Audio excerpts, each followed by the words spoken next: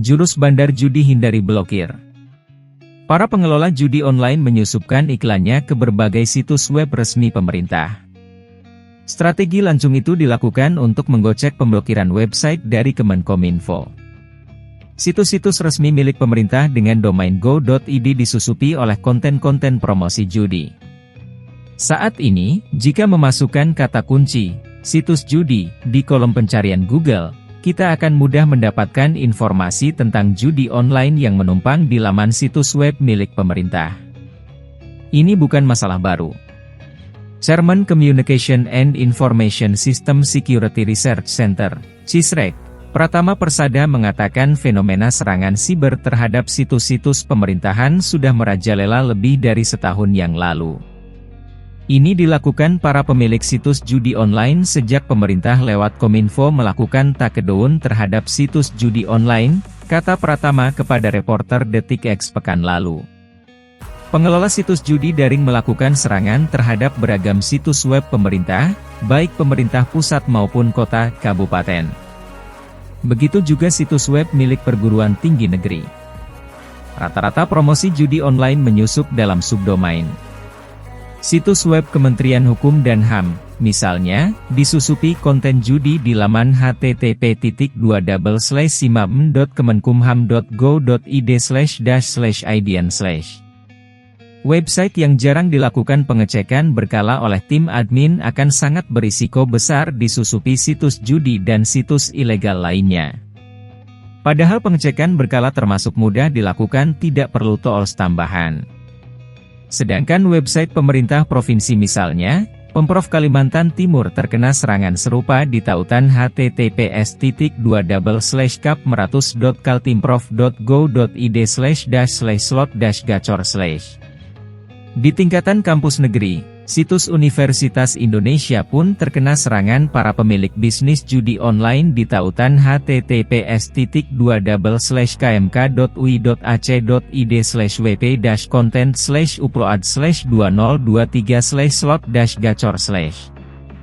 Pratama menjelaskan, para pelaku melakukan web debasement, mengubah tampilan halaman, situs web milik pemerintah itu dengan cara meretas server. Mereka kemudian membuat satu uniform resource locator, URL, khusus di domain yang diretas. Tindakan ini dilakukan dengan menerobos celah sistem sehingga tidak mudah diketahui. Memang masih banyak celah keamanan website-website pemerintah, kata Pratama. Mereka memindahkan atau membuat situs mirroring di website pemerintah dan perguruan tinggi. Awalnya, ujar Pratama, para pengelola bisnis judi online itu menyerang secara sporadis berbagai situs web. Namun mereka kemudian memfokuskan sasaran setelah menyadari banyak situs web pemerintah dan perguruan tinggi yang sangat rentan. Website yang jarang dilakukan pengecekan berkala oleh tim admin akan sangat berisiko besar disusupi situs judi dan situs ilegal lainnya.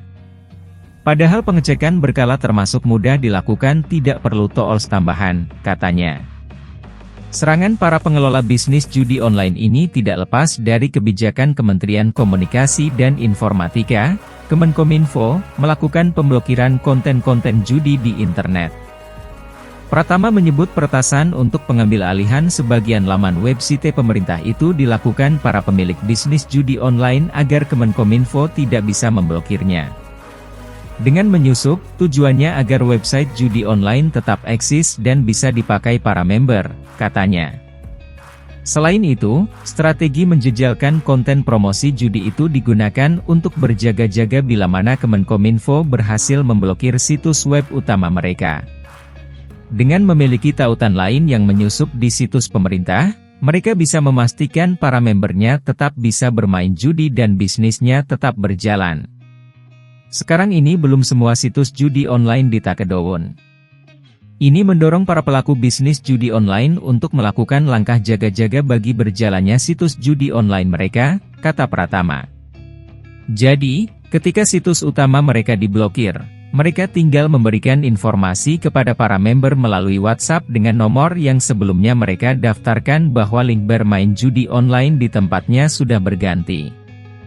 Sejumlah kementerian, lembaga memang sudah membentuk Computer Security Incident Response Team, CSIRT, atau Tim Pencegah dan Penanggulangan Kasus-Kasus Serangan Siber.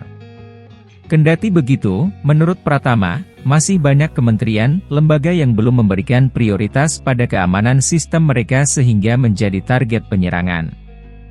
Sejauh yang kita lihat, masih banyak situs pemerintahan yang disusupi oleh situs judi. Ini membuktikan bahwa keamanan siber belum menjadi prioritas bagi lembaga-lembaga di tanah air. Karena itu, pembentukan CSIRT ini sangat mendesak di setiap lembaga, katanya. Permasalahan lainnya, beberapa kementerian, lembaga sudah memiliki CSIRT cenderung bekerja secara reaktif. Mereka baru bergerak memberikan respons ketika sudah terjadi insiden serangan siber.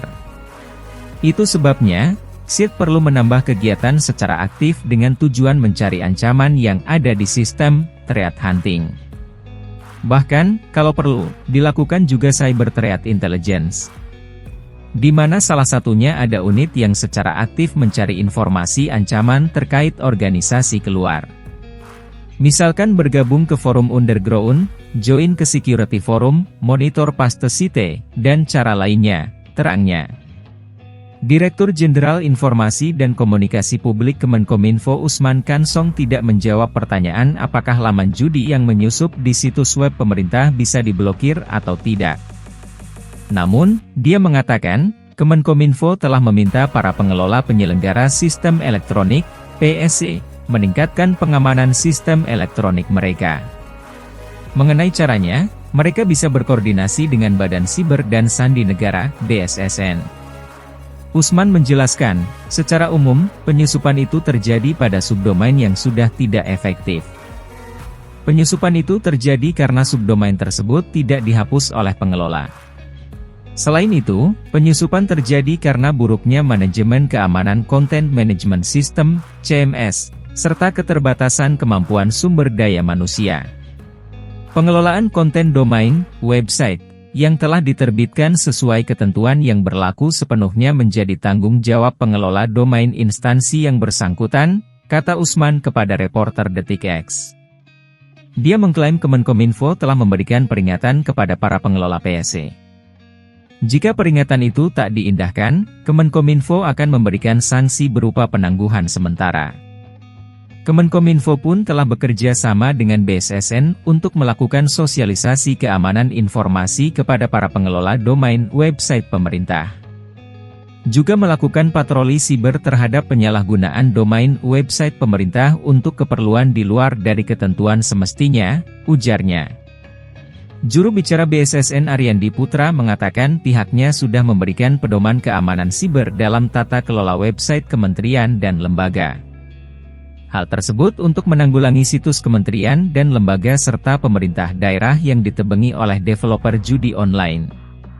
Di luar itu, kewenangan menindak pelaku kejahatan siber ada di tangan kepolisian. Kerentanan yang ditemukan BSSN sudah kita berikan rekomendasi, beberapa hal sesuai dengan tugas dan fungsi BSSN agar ditindaklanjuti, ujar Ariandi seperti dikutip dari CNN Indonesia, Kamis, 19 Januari 2023, di Jakarta.